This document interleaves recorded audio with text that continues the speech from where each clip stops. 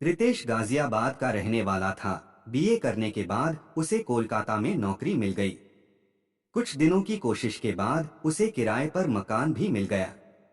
मकान मालिक का नाम रंजीत प्रसाद था। उनकी उम्र 40 साल के आसपास थी।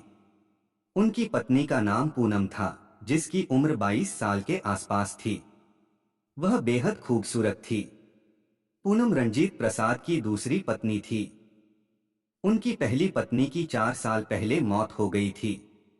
बच्चे की लालसा में रंजीत प्रसाद ने 2 साल पहले पूनम से शादी की थी, मगर पूनम ने भी उन्हें अब तक कोई बच्चा नहीं दिया था। मकान 2 मंजिल का था। मकान मालिक ऊपरी मंजिल पर रहते थे और रितेश नीचे रहता था। रितेश रंजीत प्रसाद को भैया कहता था और पूनम को भाभी। वह उनके घर के छोटे मोटे काम भी कर देता था।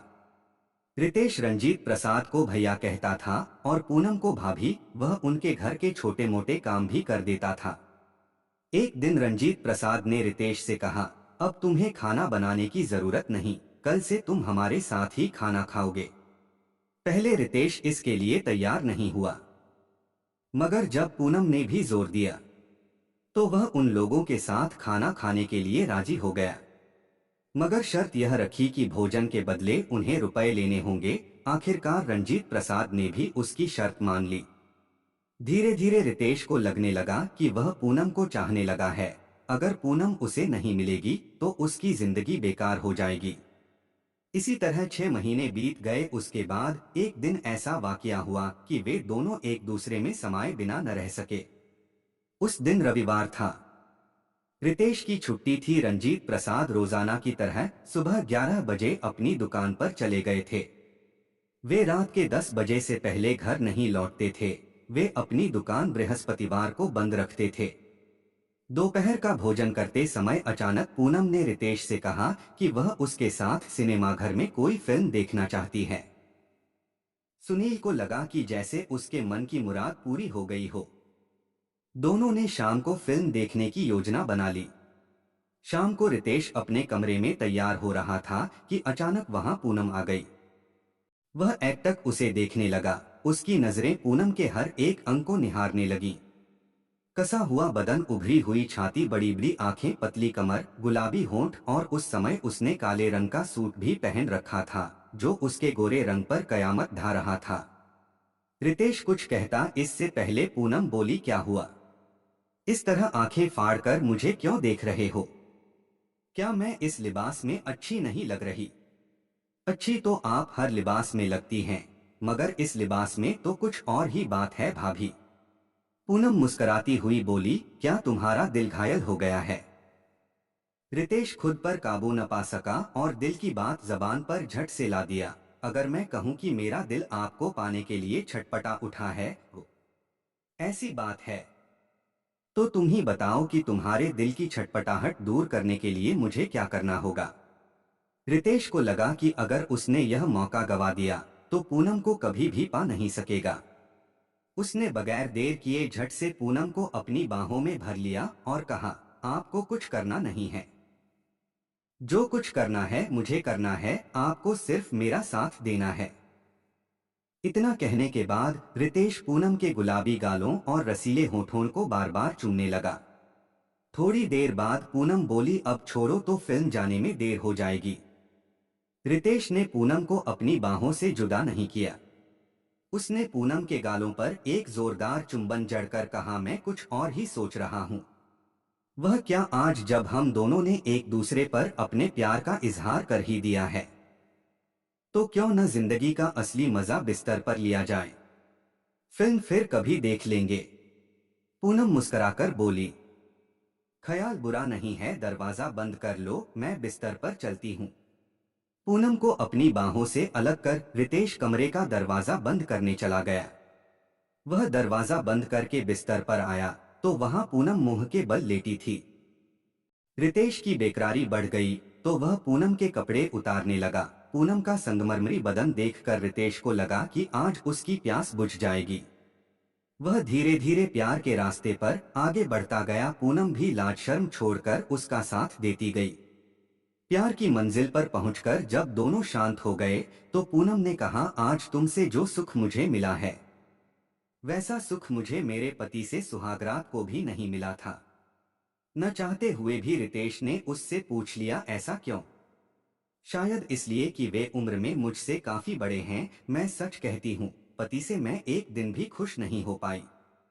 अगर मैं उनसे संतुष्ट होती तो अपना जिस्म तुम्हें क्यों सौंपती? फिर आपने रंजीत भैया से शादी क्यों की? यह मेरी मजबूरी थी। मेरे पिता बहुत गरीब थे। मेरे अलावा उनकी 4 बेटियां और थीं, मैं सबसे बड़ी थी। कोई भी बिना दहेज के से शादी करने के लिए तैयार नहीं था। मेरे पिता की दहेज देने की हैसियत नहीं थी। इसलिए जब रंजीत प्रसाद ने मुझसे शादी करने के लिए पिता को प्रस्ताव दिया तो वे मान गए। मैं पिता की मजबूरी समझती थी, इसलिए इस बेमेल शादी का विरोध नहीं कर पाई। मैंने सोचा था कि रंजीत प्रसाद उम्र में मुझसे 18 साल बड़े जरूर हैं, मगर जब वे मुझे प्यार करेंगे तो मैं सुख से भर जाऊंगी, पर ऐसा नहीं हुआ। 2 साल तक मैंने अपनी कामनाओं को दबा कर रखा, मगर जब तुम्हें देखा तो अपने आप पर काबू न रख सकी और सोचा कि अपनी प्यास बुझने के लिए अपने आप को तुम्हारे हवाले कर दूंगी। अभी मैं तुम्हारी बाहों में हूँ। यह कहकर पूनम चुप हो गई तो रितेश ने उसे अपनी बाहों में कस लिया। उसके गालों पर एक चुंबन जड़ने के बाद कहा, मैं सच कहता हूँ भाभी, अगर आप मुझे नहीं मिलती तो मैं जी नहीं पाता। उस दिन के बाद से दोनों को जब भी मौका मिलता वे एक दूसरे में समा जाते। 2 साल बीत गए। इस बीच रितेश के माता पिता ने शादी करने के लिए उस पर कई बार दबाव डाला, मगर उसने हर बार कोई न कोई बहाना बना दिया। एक बार जब रितेश गांव गया तो उसकी मां ने अपना यह फैसला सुनाया कि अगर उसने 6 महीने के अंदर शादी नहीं की तो वे खुदकुशी कर लेंगी। यह सुनकर रितेश चिंता में पड़ गया। उसकी मां ने उसके लिए एक लड़की भी देख रखी थी।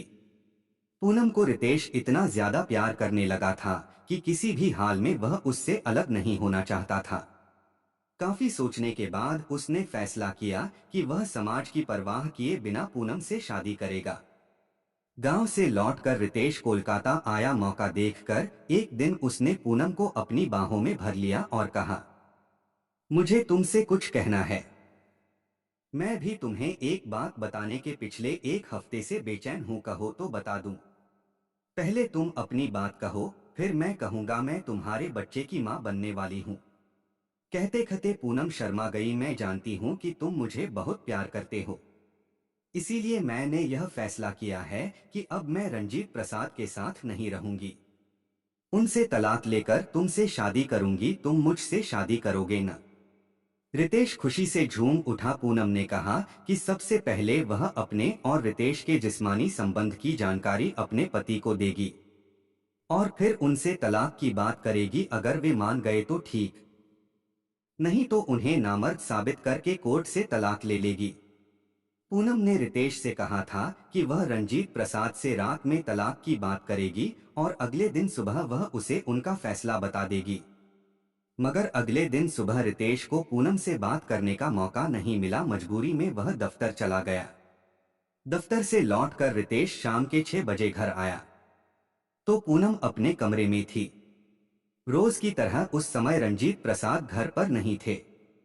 पूनम के पास बैठकर रितेश ने उससे पूछा, तुमने रंजीत से तलाक की बात की? बात की थी, मगर उन्होंने जो कुछ कहा उस पर सोचने के बाद मैंने अपना फैसला बदल दिया। अब मैं उन्हें तलाक नहीं दूंगी और न ही तुम्हारे साथ कोई संबंध रखूंगी। यह सुनकर सुनील हैरान रह गया। उसने पूनम से पूछा, ऐसी कौन सी बात उन्होंने तुम्हें बताई कि तुम मेरे साथ विश्वासघात करने पर उतारू हो गई? उनसे बात करने के बाद मुझे पता चला कि उन्हें मेरे और तुम्हारे नाजायज संबंध की जानकारी बहुत पहले से थी। उन्होंने जानबूझकर हमें रोकने की कोशिश नहीं की। उन्होंने ऐसा इसलिए किया कि उनका मानना है कि औरत अगर किसी मर्द के साथ बेवफाई करना चाहे तो 7 तालों में बंद रहने के बावजूद कर डालेगी। अगर औरत किसी के प्रति वफादार रहना चाहेगी तो दुनिया में ऐसी कोई ताकत नहीं है कि उसे बेवफाई करने पर मजबूर कर दे। मेरे पति ने मुझे यह भी कहा, अगर तुम्हें मुझसे संतुष्टि नहीं मिलती है, रितेश से मिलती है, तो तुम उससे नाजायज संबंध बनाए रख सकती हो, मगर मुझे तलाक देकर उससे शादी करने की बात मत करो, क्योंकि मैं तुम्हें बहुत प्यार करता हूँ। तुम्हारे बिना मेरी जिंदगी बेकार हो जाएगी। मेरे पति की बातों ने मुझे झकझोर कर रख दिया। आखिरकार मैंने फैसला किया कि अब मैं पति को नहीं छोड़ूंगी। पूनम का फैसला जानकर रितेश गुस्से में आ गया। उसने पूनम का गला दबोच लिया और कहा, अगर तुम मुझसे शादी नहीं करोगी तो मैं तुम्हें जान से मार दूंगा। पूनम ने कहा, तुम मुझे जान से मार दो, मैं चूं तक नहीं करूंगी, पर पति के साथ बेवफाई करने को मत कहना।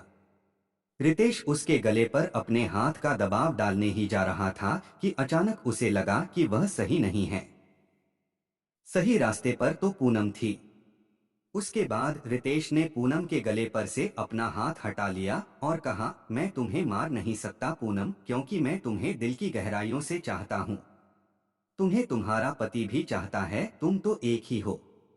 तुम दोनों के साथ तो रह नहीं सकती, इसलिए तुम अपने पति के साथ ही रहो।